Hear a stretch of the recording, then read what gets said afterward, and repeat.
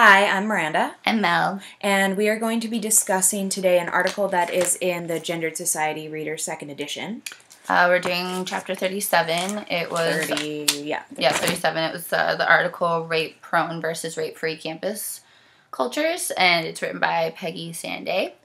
Yeah. So we'll kind of be going over the definitions of what constitutes a rape-prone campus environment versus a rape-free. And we're sort of focusing on three main elements that seem to come up a lot in the article, and those three are drinking, the discourse of consent, as well as fraternities.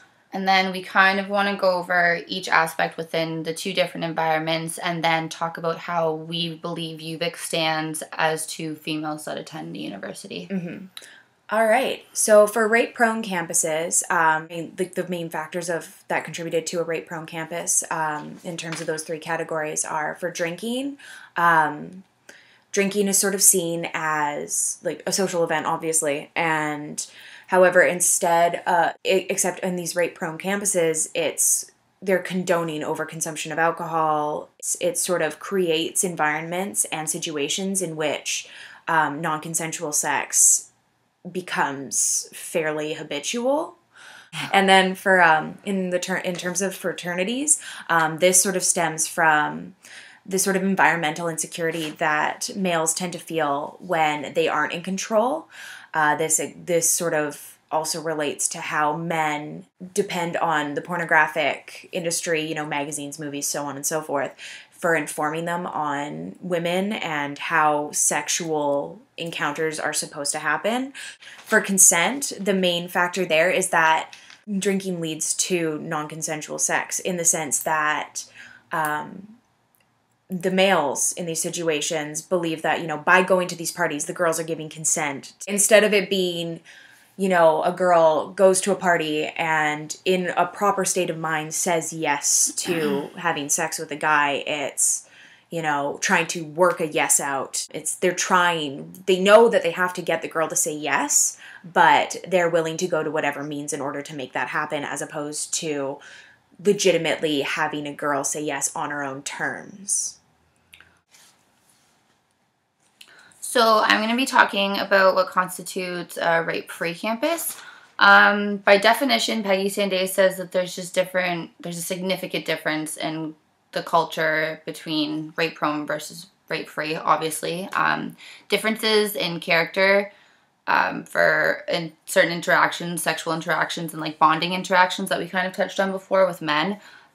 There's definitely a lot more consensus and interpersonal interaction guided by respect for individuals that is always present.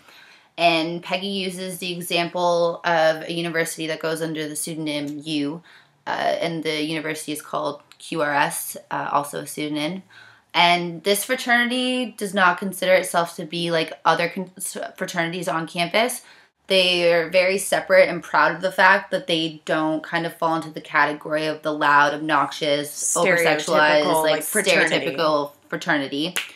So going through the aspects of the fraternity drinking and consent, the fraternity itself, as I said before, very open, very into equality.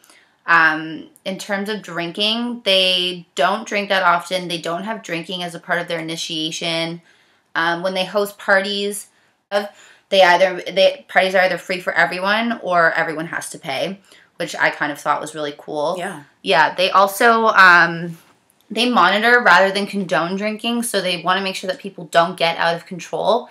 They're constantly monitoring not only women but their frat brothers as well to make sure they don't get into a state of mind where they could take advantage of someone. If they see a woman who's drank too much, they'll usually either make sure she has a safe way home, take her home, or offer her a place to stay, like a safe area to sleep in. In terms of consent, they take consent very seriously. They see it as a serious offense, and consent for them, they think consent is sexy. They want women to be able to have the respect that they deserve, and the men to be respected as well, and they take it very seriously if a woman is ever taken advantage of by a brother or or in the frat. They get kicked out of the frat, basically, and they don't really stand for any of that. We also want to talk about how we think UVic stands as two females going to University of Victoria. If we think our campus is more along the lines of rape-prone rape prone or rape-free, what it kind of shifts more towards. And we kind of gathered that it shifts more towards rape-free. Yeah, we feel that UVic kind of takes steps to eliminate opportunities for rape, and they take measures like, for example, not really recognizing fraternities on campus. They don't do fraternity events on campus usually. Yeah. They don't allow them to have houses on campus where they can live. They're just not formally recognized by the university because of the issues that surround it. Which sort of, takes away this sort of like star status that a lot of fraternities in the States seem to get. Sort of, validates the fact that all of the student body is equal no matter what group or union or anything that they're a part of. And what we also really like about our lovely school is that they have the anti-violence project, which I have lots of things. Yeah, and they give out stickers and magnets and pins and condoms, and everything's just lined around consent. Like, this says sex with respect. It's a nice magnet. Mm-hmm. My favorite one is yes, make sex hot, get consent.